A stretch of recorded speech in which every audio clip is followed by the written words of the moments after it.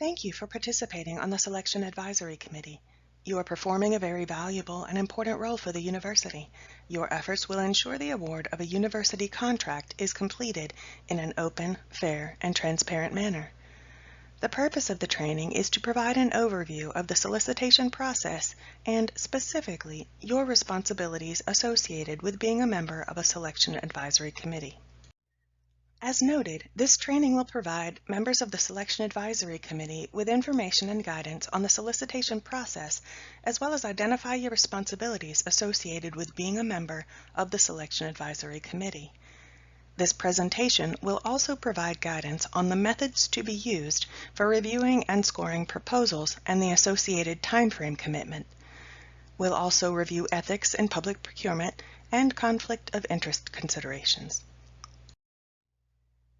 This chart provides a brief overview of the primary steps in the solicitation process.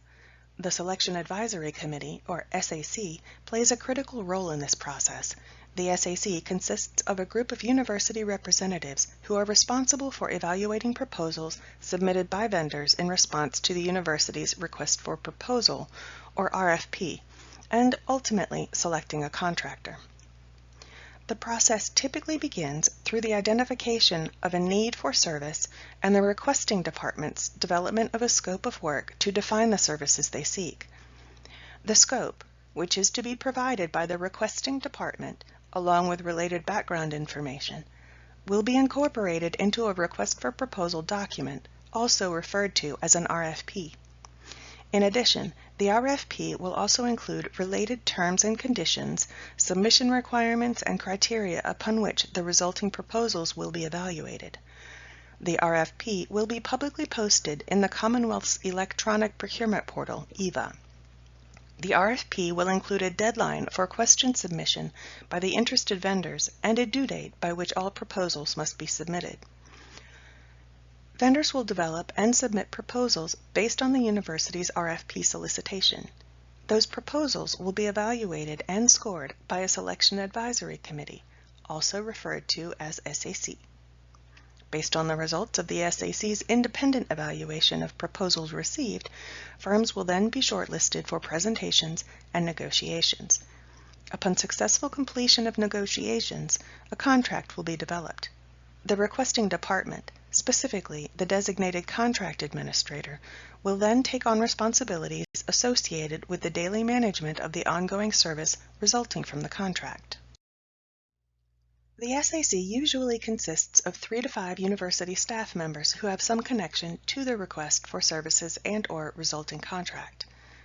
Representation may include, but is not limited to, the following: representative from the department requesting the needed service, an ITS rep if applicable, a finance rep if applicable, a campus departmental rep who may access the resulting contract, the individual or individuals who will serve as the designated contract administrator once the contract is in place. For capital construction projects, the SAC may include contracted consultants such as an architect and/or a representative for the Commonwealth's Capital Construction Regulatory Department, the Department of Engineering and Buildings, DEB. Participation on the SAC is usually those who are familiar with the requested requirements, are aware of how the service will be utilized at the university, have knowledge, experience, and/or expertise related to the service being requested, who have an open mind for potential solutions, and those who will serve as the contract administrator once a contract has been awarded. The time investment for the SAC members can vary based on the number of proposals received and the complexity of the services being procured. At a minimum, the SAC can plan on time commitment for the following activities: attendance at the initial kickoff meeting when the proposals are distributed and guidance for proposal evaluation is provided, time to fairly evaluate each proposal, attendance at presentations of the shortlisted firms, and final evaluation based on information provided at the presentations. The time needed to adequately and fairly evaluate proposals will depend upon the number of proposals received. The time investment for participating in the presentations will vary depending upon the number of firms that are shortlisted and invited to present. It's important to remember that each SAC member must attend each of the presentations in order to fairly evaluate and score all shortlisted firms. If you are designated as the contract administrator for the resulting contract, Procurement Services will then provide additional training and guidance related to contract administration responsibilities. You will work with the procurement officer to develop a Contract Administration Action Plan, or CAP, to help guide you in your contract administration responsibilities. The timeline provided is a guide to use as a reference. The actual timeline from solicitation to contract award will vary based on a number of factors to include, but not limited to, the complexity of the services requested, the number of questions received from vendors, the number of proposals received, the availability of the SAC, the time frame associated with reviewing proposals and submitting evaluation scores, the number of firms shortlisted, as well as other possible factors. Confidentiality is critical to maintaining the integrity of the public procurement process. Due to your role in the selection of a contractor, it is extremely important to maintain confidentiality of all aspects of the evaluation process. Upon being identified as a member of the SAC, you'll be required to sign a confidentiality agreement and a conflict of interest form. Please review, sign, and return those documents in a timely manner so the solicitation can be posted. Once the solicitation is posted, the SAC shall have no communication with vendors. All questions and communication with vendors should be directed to the procurement officer. As a reminder, if a vendor contacts you after the solicitation has been posted, but before proposals are due, you must direct them to the procurement officer. If a vendor contacts you while the proposals are under evaluation, you must also direct all communication to the procurement officer. Regarding conflict of interest, a committee member must recuse themselves if they have a personal or immediate family member connection or financial interest with a vendor submitting a proposal in accordance with the State and Local Conflict of Interest Act and the Virginia Public Procurement Act, or the VPPA. SAC members and members of his or her immediate family cannot have any personal interest, financial interest, subsequent employment interest, as defined by Section 2.2-4370 of the VPPA, active business relationship or personal affiliations with any companies that are known to be competing for this contract per VPPA Section 2.2-4368. If such a company does submit a proposal, the SAC member must recuse themselves from the committee immediately. Maintaining high ethical standards throughout the entire solicitation process is critical to maintain the integrity of public procurement. University Policy 1002, ODU Code of Ethics, documents the high ethical standards required of university staff. Related to procurement, this university policy specifically references the Virginia Public Procurement Act, or VPPA. The VPPA requires that all procurements be conducted in a fair and impartial manner. As a member of the SAC, you play a critical role in ensuring that this occurs. In order to maintain integrity of the procurement process, SAC members must ensure they do not receive guidance or instruction from anyone regarding the desired outcome of the procurement or contract award. They evaluate all proposals fairly and with an open mind, and they remain aware of the need to avoid impropriety or even the appearance of impropriety. Following the conclusion of this SAC training, please take a few minutes to complete the Ethics in Procurement online training located on the Procurement Services training website. The Ethics in Procurement training provides guidance and real-world examples of potential ethical dilemmas that the SAC may face. As noted in the ethics training, specific risks and responsibilities exist with those university employees who play any part in the procurement process. This risk and responsibility is heightened for members of selection advisory committees, as you play a key role in determining if a vendor receives a university contract. Awareness and consideration of the principles of fairness, equity, and consideration of impropriety and the appearance of impropriety are critical. Now that we've reviewed the critical role the SAC plays and associated SAC responsibilities have been identified, guidance will be provided to assist with your evaluation of proposals. Following receipt of proposals, the procurement officer will schedule a meeting with the SAC to distribute proposals to each member, distribute the evaluation form, and provide guidance related to scoring and evaluating the proposals.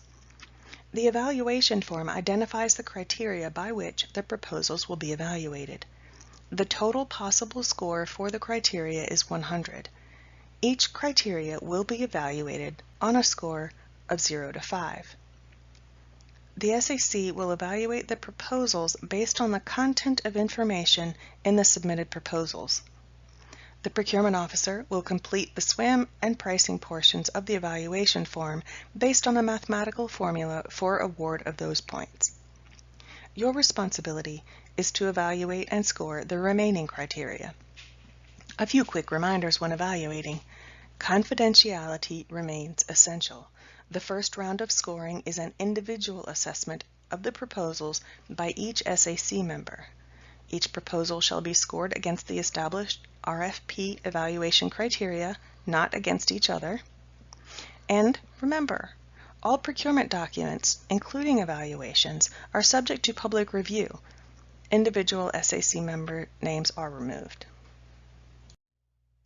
The SAC members will individually evaluate each of the criteria other than price and SWAM on a score of 0 to 5. To ensure consistency of scoring methodology by all committee members, use the below as a guide. 5 is outstanding. The proposal clearly demonstrates exceptional experience, project team who've worked together to complete similar projects if applicable, exceptional solution, and a plan for meeting the university's needs identified in the RFP. 4 is excellent. The proposal more than meets the criteria established in the RFP. 3 is good. The proposal meets the minimum criteria established in the RFP. 2 is acceptable. The proposal meets most of the minimum criteria established in the RFP, but not all. 1 is marginal. The proposal misses several of the minimum criteria established in the RFP, but not all. 0 is not acceptable.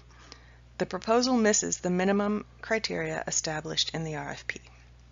Remember, your scores should reflect only what is included in the proposal, not what you have heard about the company, not what your experience is with the company.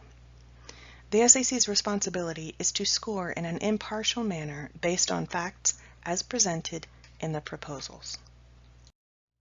Once the committee has scored the evaluation forms and submitted them to the procurement officer, firms will be shortlisted based on a result of the committee's evaluations. The procurement officer will share the list of shortlisted firms with the committee for discussion. Once reviewed and discussed, the procurement officer will then work to schedule presentations with each of the shortlisted firms. The committee will work with the procurement officer to develop a list of questions and/or areas for which the committee would like additional clarification. This information will be shared with the shortlisted firms in advance so that the presentations may be tailored to best meet the clarifications requested by the committee. Please remember, each member of the Selection Advisory Committee must attend each presentation. Following the presentations, the committee will then complete a second round of evaluations based on the information garnered during the presentations. Again, the forms should be evaluated and completed independently in a fair and impartial manner based on the criteria and submitted to the procurement officer. Based on the results of the committee's second round of scoring, the university will begin negotiations. The university may elect to negotiate with multiple firms at the same time, except professional services, architect and engineering services, for example. Following successful completion of negotiations and checking of references, the procurement officer will develop a recommendation to award. The recommendation to award document outlines the following information: identifies the SAC members, recaps the initial and final scoring, identifies additional components and/or cost savings resulting from negotiations, and key criteria of the justification for recommending the selected firm. Once the recommendation for award is approved, the procurement officer will develop the contract based on the requirements of the RFP as well as any additional components resulting from negotiations. The contract will be routed for appropriate execution and tracked for future renewal options if applicable. For all term contracts resulting from an ODU-initiated solicitation, a contract administrator will be designated.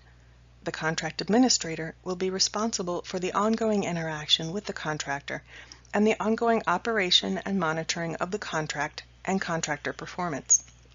The procurement officer will meet with the contract administrator to review specific roles and responsibilities associated with the contract. If you are interested in learning more about contract administration, please review the online contract administration presentation located on the Procurement Services training page. The intent of this presentation was to provide a high-level overview of the RFP process and your responsibilities as a member of the Selection Advisory Committee.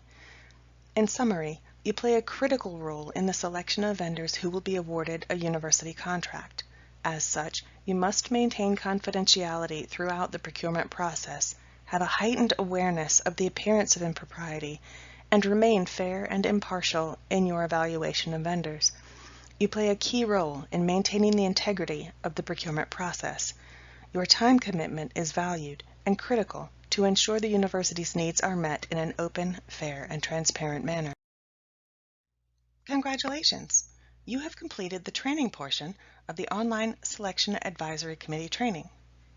For completion to be recorded, please be sure to submit verification of your attendance using the verification link in the Selection Advisory Committee training folder.